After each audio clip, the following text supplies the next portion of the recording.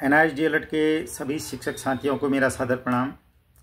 साथियों, आप द्वारा एक जानने की इच्छा यह कि एनआईएस डीएलएड का मामला जो संसद में उठा था, जो संसद के लोकसभा सत्र में प्रश्न आप लोगों के माध्यम से, सोशल मीडिया के माध्यम से आया होगा, वो कैसे आया, अर्थात वह राष्ट्रपति महोदया को संबोधित प्रश्न थे, जिसमें कुछ प्रश्नों को करते हुए खेद व्यक्त किया गया था तथा वे प्रश्न लोकसभा स्पीकर के समक्ष क्यों नहीं रखे गए।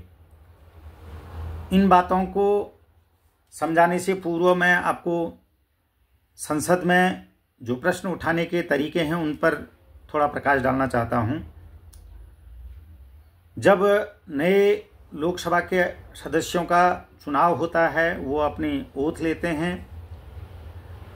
शपथ लेने के उपरांत महामहिम राष्ट्रपति महोदया द्वारा एक अभिभाषण होता है। उस अभिभाषण में सरकार की आगे की क्या कार्य योजनाएं हैं, किन किन मुद्दों पर उन्होंने कार्य करना है, आदि आदि विषयों का उल्लेख रहता है। वो जो कार्य योजनाएं हैं वो शिक्षा से संबंधित, परिवहन से संबंधित, रेलवे से संबंधित आदि समस्त मुद्दों पर चर्चाएं होती हैं। शायद आप लोगों ने, सभी ने वो सुना भी होगा। जब इस दरमियान में संसद का सत्र चलने वाला था तो विपक्ष के व पक्ष के कई सांसदों से मैंने संपर्क किया, उनसे राय मशवरा की, सलाह किया कि हमारा ये एनआईएस डीएलएड का जो मामला है इसका निदान कैसे होगा, इसको मान्यता से संबंधित जो दिक्कतें, कानूनी दिक्कतें आ रही हैं उसका समाधान कैसे होगा। पक्ष के जो सांसद थे अर्थात एनडीए घटक दल के जो सांसद थे, उनके द्वारा कहा गया कि आप धैर्य रखिए, हम जल्दी ही इसके लिए निराकरण करेंगे, इसका निराकरण करेंगे और आपका जो ये मामला है, कानूनी दिक्कतें हैं, इसका हम समाधान करेंगे। पर विपक्ष के जो सांसद थे उनसे संपर्क करने पर उन्होंने भी अपनी तरफ से इसको संसद में उठाने के लिए बातें बताई, जिनमें से उन्होंने प्रथम जो राष्ट्रपति का जो अभिभाषण होता है उसी में उन्होंने कहा कि सबसे पहले हम इसको राष्ट्रपति अभिभाषण में ही, अगर उन्होंने जो आगामी कार्य योजना में इसको सम्मिलित नहीं किया या एनआईएस डीएलएड के इस प्रकरण को चर्चा नहीं की, तो हम उस पर भी प्रश्न करेंगे कि भाई आपने जो अपना अभिभाषण दिया, जो कार्य योजना बताई, उसमें एनआईएस डीएलएड के लाखों जो बच्चे थे उनके भविष्य के विषय में आपने चर्चा क्यों नहीं करी। अभिभाषण राष्ट्रपति का होने के उपरांत उसमें एक धन्यवाद प्रस्ताव आता है, जो कि अक्सर पक्ष के जो लोग कहते हैं उसमें महामहिम के उस अभिभाषण की तारीफ करते हैं, तथा विपक्ष के जो लोग जिनको उसमें कमियां नजर आई, जिन जिन मुद्दों को उसमें नहीं छुआ गया या जिनकी चर्चा नहीं हुई, वो उसका उल्लेख करने के लिए महामहिम से अपना लिखित रूप में प्रश्न करते हैं। यह अभिभाषण कब होता है?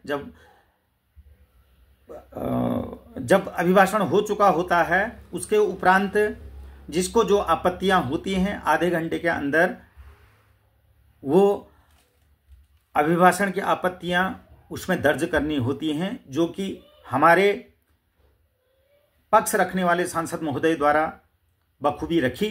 उन्होंने जो हमारा मिनिमम क्वालिफिकेशन का जो डीएलएड एनआईएस का हमको करवाया गया था, सेक्शन 23 के सब सेक्शन 2 आरटीए एक्ट कहता है, जो प्रशिक्षण दिया गया था उसका उल्लेख किया कि भाई आपने लाखों लोगों के भविष्य को क्यों ध्यान में नहीं रखा गया है, इनका जो गजट राजपत्र नहीं बना था उसका उल्लेख क्यों नहीं किया गया है। ये तो कार्रवाई रही जो आज तक अभी हमने किया है। संयोग से वह जब हमारा 28 तारीख को उसमें चर्चा होनी थी, उस दिन आपने देखा है संसद का सत्र चल नहीं पाया। कुछ नीट के मैटर में गहमागहमी हुई, तकरार हुई, इस वजह से सत्र चल नहीं पाया, जो कि सोमवार तक के लिए स्थगित किया गया है।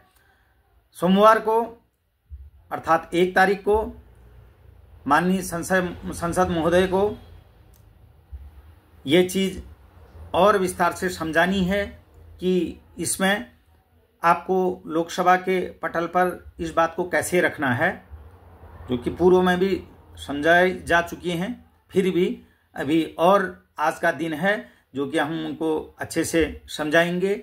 और मुझे पूर्ण विश्वास है कि यदि लोकसभा का सत्र सौहार्दपूर्ण चला तो जरूर ये हमारा मुद्दा संसद में गूंजेगा और उसका निराकरण भी होगा। यद्यपि राष्ट्रपति महोदय का उत्तर आना शेष है, उनके द्वारा उसका जवाब दिया जाएगा, वो भी आप लोगों के समक्ष प्रस्तुत करूंगा।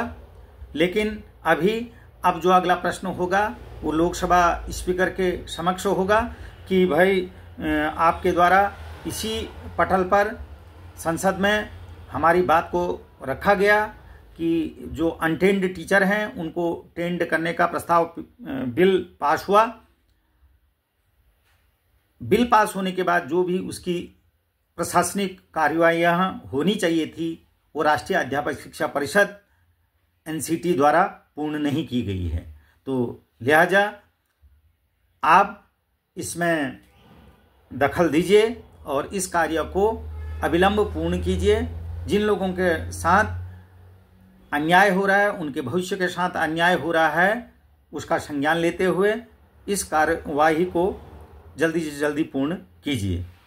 एक बात। दूसरी बात, आप लोगों के द्वारा इस बीच मुझे कई लोगों के फोन आए कि विशेषकर उसमें केवीएस के और अन्य राज्यों के कि भाई आप धरना प्रदर्शन में दिल्ली में आइए। हालांकि मैं कई बार दिल्ली गया, लेकिन मैंने आप लोगों को बताया भी कि जब एमएचआरडी के अधिकारियों से मैंने संपर्क किया तो उन लोगों ने कहा कि आपका कार्य तो चल रहा है पर जिस स्पीड से गति से चलना चाहिए था वो कार्यवाही नहीं हो रही है, इसलिए आप धरना प्रदर्शन मत कीजिए। अर्थात मंत्री जी के समक्ष उनके घर के आगे से धरना प्रदर्शन मत कीजिए। आप किसी अपने क्षेत्रीय सांसद या मंत्री जो भी आपके संपर्क में हैं उन नेताओं के माध्यम से माननीय शिक्षा मंत्री जी को समझाने का प्रयास कीजिए। और यदि हमको निर्देश हो जाता है तो जल्दी ही हम आपके इस कार्रवाई को संपन्न कर देंगे। तो इस प्रयास में मैं निरंतर लगा हुआ था। अभी भी हमारे उत्तराखंड के कई साथी अपने अपने स्तर से प्रयास कर रहे हैं और मुझे उस पर भी विश्वास है कि जल्दी ही वो अपने इस कार्य में सफल होंगे। सांसदों के द्वारा उनको भी आश्वासन दिया हुआ है, लगातार हमसे संपर्क बनाए हुए हैं। तो इसलिए क्योंकि आंदोलन में सर्वप्रथम हम किसी के घर के आगे से आंदोलन नहीं कर सकते हैं, क्योंकि आंदोलन के लिए हमको किसी उच्च पुलिस अधिकारियों का आदेश लेना पड़ेगा, उनसे अपनी बात को रखना पड़ेगा और परमिशन मिलने के उपरांत ही जो आंदोलन के स्थान नियत हैं उसी स्थान पर ही हम आंदोलन कर सकते हैं। तो इन बातों को ध्यान में रखते हुए और जो मुझे सलाह दी गई थी उसी के अनुरूप मैं कार्य कर रहा था, जिसकी मैंने सूचना जिन लोगों का मुझे फोन आया था उनको मैंने दी भी थी। अपने उत्तराखंड के लोगों को भी मैंने इस संदर्भ में अवगत करवाया था।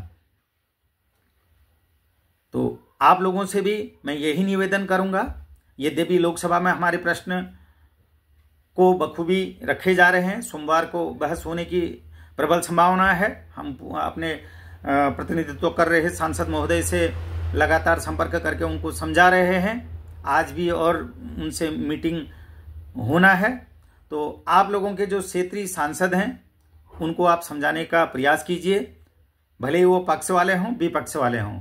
मुझे विश्वास है यदि हम अच्छे ढंग से अच्छे तरीके से ये प्रयास करेंगे, अपने सांसदों को समझाने का प्रयास करेंगे, तो जरूर वो एक नहीं तो कोई दूसरा तीसरा कोई भी सांसद हमारी बात को, हमारी पीड़ा को समझेगा और उचित स्थान पर रखते हुए उसका निदान निकालने का प्रयास करेगा। तो आप लोगों से मैं यही निवेदन करूंगा कि सफलता हमको मिलेगी यदि भी हमारा प्रयास सार्थक रास्ते में हो, क्योंकि निरर्थक किया गया प्रयास कोई कार्य में नहीं आएगा। इसलिए आप अपने सांसदों के पास जाइए, उनसे प्रार्थना कीजिए, निवेदन कीजिए कि ये मैटर हैं, ये दस्तावेज हैं। इन दस्तावेजों के आधार पर पार्लियामेंट से हमको आदेश पर प्रशिक्षण किया गया, पर उस पार्लियामेंट के आदेश के उपरांत एनसीटी द्वारा इसका जो मिनिमम क्वालिफिकेशन होना चाहिए था उसका राजपत्र नहीं हो पाया और आज हमारा भविष्य अधर में है। तो इन बातों को अगर आप रखेंगे तो जरूर सफलता मिलेगी। आगे जैसे ही कोई और सकारात्मक पहल होगी या सकारात्मक निर्णय आएगा, आप लोगों के समक्ष उपस्थित होकर के मैं सूचनाओं से आपको अवगत कराऊंगा। तब तक के लिए आपका बहुत बहुत धन्यवाद।